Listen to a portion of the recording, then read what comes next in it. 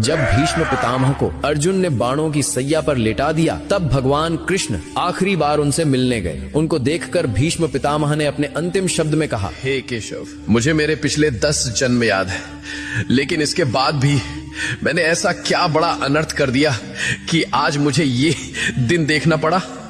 पिछले 10 जन्म में मैंने तो कोई पाप नहीं किया, तो फिर मुझे ये बाणों की सैया क्यों मिली? ये बाणों की सैया अब मुझसे सही नहीं जाती। मुझे मेरे सवाल का जवाब दो केशव।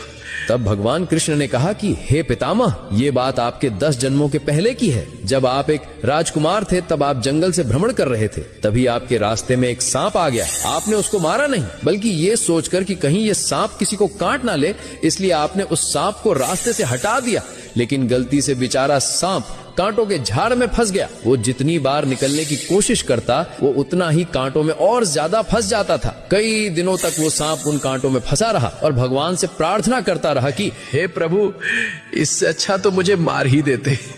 प्रभु, जिसने भी मेरे साथ ऐसा किया है, उसके साथ भी ऐसा ही करना।